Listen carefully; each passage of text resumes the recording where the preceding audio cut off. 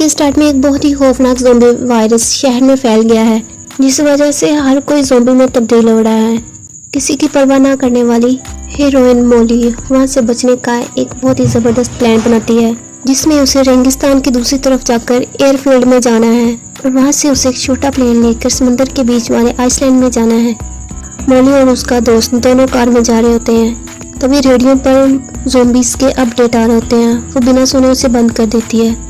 रेगिस्तान से गुजरते वक्त मोली को वॉमिटिंग होती है। वो वॉमिटिंग के लिए बाहर आती है, लेकिन जब वो दोबारा कार में जाती है तो कार स्टार्ट करते हैं तो उनकी कार स्टार्ट नहीं होती, क्योंकि कार का टायर मिट्टी में धंस गया होता है। वो उसे कहता है कि हमें अब चल कर जाना होगा। तभी निक की नज़र एक ज़ोंबी पर पड़ती है जो काफ़ी दूर से इन्हीं की तरफ आ रहा होता है। वो सोचता कि शायद ये कोई इंसान होगा, लेकिन जब वो और पास आता है तो देखता है कि ये तो ज़ोंबी है। निक जल्दी से अपनी कार में वापस आता है ताकि वो अपना पिस्टल ले सके और उसे शूट कर सके, लेकिन तभी उसका मोबाइल वहाँ पर गिर जाता है। वो सोचता है चलो इसे बाद में उठा लूंगा, पहले मैं ज़ोंबी को शूट कर लूँ। वो ज़ोंबी को शूट करता है, लेकिन गोली इसके पास से होकर गुजर जाती है। वो दोबारा उसे शूट करता है, पर वो गोली उसके बाजू पे लगती है। मोली उसे चिल्ला के कहती है कि इसके सर पे शूट करो। वो दोबारा उसे मारता है, लेकिन वो गोली उसके सीने पे लगती है और ज़ोंबी नीचे गिर जाता है। वहाँ पर वो दोनों बहुत खुश होते हैं कि ये तो इतनी आसानी से मर गया, लेकिन क्या देखते हैं थोड़ी ही देर बाद ज़ोंबी दोबारा उठ जाता है और उन्हीं की तरफ आता है। मोली उसे दोबारा कहती है इसके सर पे शूट करो वरना ये नहीं मरेगा। इतनी देर में वो ज़ोंबी उनके पास आ जाता है। वो उसे शूट करने वाला होता है कि उसके पिस्टल से सारी बुलेट खत्म हो जाती हैं। फिर वो दोनों जल्दी से भागकर कार में बैठ जाते हैं, लेकिन वो ज़ोंबी वहीं पर खड़ा रहता है। रात हो जाती है, लेकिन वो ज़ोंबी वहीं का वहीं रहता है। निक से कहती है अगर तुम वो मोबाइल फ़ोन उठा लेते तो अब हम किसी से हेल्प ले सकते थे। उसी वक्त क्या देखते हैं कि वो ज़ोंबी वहाँ से गायब हो जाता है। फिर वो दोनों टॉर्च लेकर वो मोबाइल फ़ोन ढूंढने के लिए बाहर निकलते हैं। मोली वो मोबाइल फ़ोन ढूंढ ही रही होती है तो उसे वो मिल जाता है, लेकिन क्या देखते हैं कि वो ज़ोंबी वहाँ पर दोबारा आ जाता है और गर्दन पर अटैक कर देता है। मोली बहुत ज़्यादा डर जाती है और भागकर कार में बैठ जाती है। वो कार के अंदर से ही देख रही होती है कि वो ज़ोंबी निक की आंतड़ियाँ निकाल कर खा रहा होता है। वो कार के अंदर से कुछ ज़रूरी सामान अपने बैग में पैक करती है और उस रेगिस्तान में टॉर्च मारते हुए दौड़ रही होती है। दूसरे दिन जब सुबह होती है तो उसे दूर दूर तक कोई भी नजर नहीं आता। अब बहुत दूर चलने के बाद उसे भूख लगती है। बैग में देखती है, लेकिन खाने के लिए कुछ भी नहीं होता। वो दोबारा से चलने लगती है। तभी उसे उसके सर से गुजरते हुए दो जैक नजर आते हैं। वो उन्हें हेल्प मी कहती है, लेकिन वो उसकी आवाज़ नहीं सुनते। रात को जब वो आग जला के बैठी होती है तो उसे उसके पीछे किसी की आवाज़ आती है। जब वो मुड़ के देखती है तो वही ज़ोंबी होता है। वो उस पर अटैक कर देता है। जैसे तैसे करके वो वहाँ से भाग जाती है और एक ऊंची जगह पर जाकर बैठ जाती है।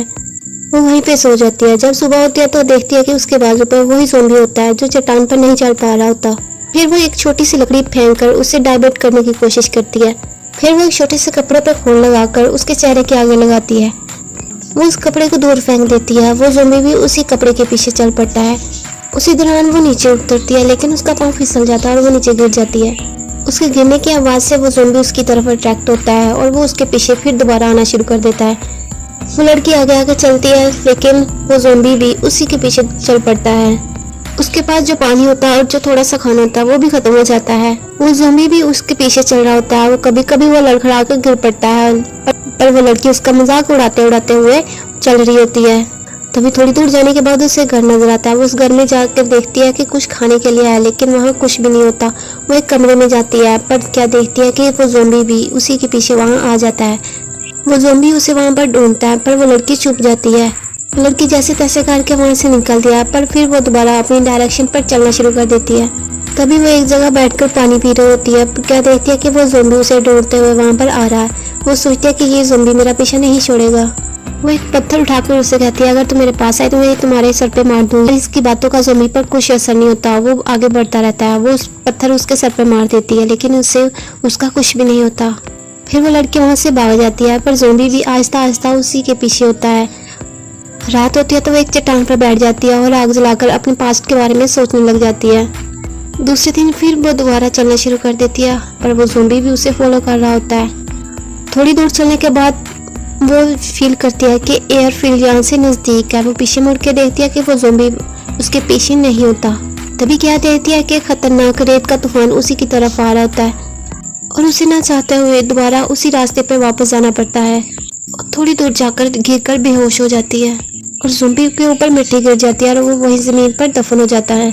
दूसरी तरफ जब लड़की को होश आता है तो क्या देखती है कि उसकी पूरी बॉडी पर मिट्टी लगी होती है। दूर उसे एक कार जाती हुई दिखाई देती है और वो हेल्प हेल्प कर चिल्लाती है, पर उसके मुंह से सिर्फ हवा ही निकलती है। फिर अचानक से एक कार वाला उसकी तरफ देख लेता है और खुद ही उसके पास आ जाता है।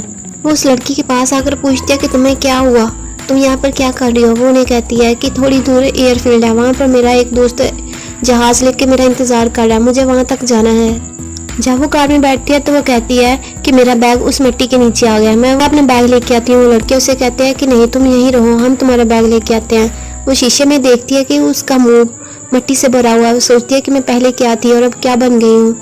देखती है तो पीछे वाली सीट पर एक जैकेट पड़ा होता है जिसमें खून लगा होता है। वो समझ जाती है कि कुछ तो गड़बड़ है और ये सोचकर वो कार से निकलने की कोशिश करती है, पर तभी वो दोनों आ जाते हैं। लड़की उन्हें कहती है आप लोगों ने मेरी जितनी मदद की उसके लिए थैंक्स, पर मैं आगे अकेली चली जाऊंगी।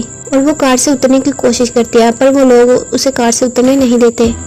वो उस लड़की को मारने की कोशिश करते हैं, लेकिन लड़की की आवाज़ें सुनकर वो ज़ॉम्बी ज़मीन से बाहर आ जाता है और उनमें से एक लड़के को काट देता है और दूसरा आदमी ये देखकर वहाँ से डर कर कार लेके भाग जाता है। वो सोचती है कि इंसानों से बेहतर तो ये ज़ॉम्बी है जिसने मेरी मदद की। कार से गिरे हुए सामान को उठाकर वो वहाँ से चल देती है, पर वो ज़ॉम्बी दोबारा इसे फॉलो करते हुए आ रहा होता है। तभी ये सोचती है कि ये ज़ॉम्बी मेरा पीछा कर रहा है, कोई ना कोई तो बात है कि मेरा पीछा करते हुए यहाँ तक पहुँच गया, इसकी कोई ना कोई तो रीज़न ज़रूर होगी। चलते चलते वो ज़ॉम्बी से बातें कर रही है और उसे पूछती है कि तुम्हारी वाइफ कहाँ है। उसे कहती है खैर है, वो जहाँ भी हो ठीक ही हो। फिर वो ज़ॉम्बी से कहती है कि मेरी भी एक बेटी है जो मेरी बहन के पास रहती है। वो सोचती है कि मैं ये सब ज़ॉम्बी को क्यों बता रही हूँ, इसे कौन सी मेरी समझ आ रही है। वो सोचती है क्यों ना मैं इसे एक चट्टान के साथ बांध कर खुद आगे चली जाऊं, पर वो फिर दोबारा सोचती है कि इसके बगैर तो मेरा दिल ही नहीं लगेगा। ज़ॉम्बी उसे काटने के लिए आता है। वो ज़ॉम्बी से गुस्से से कहती है रुक जाओ, और वो ज़ॉम्बी रुक जाता है। रात होती है तो वो दोनों बैठ के बहुत सारी बातें करती है। वो लड़की उसे अपनी बेटी की सारी बातें बताती है और इमोशनल होकर रोने लगती है।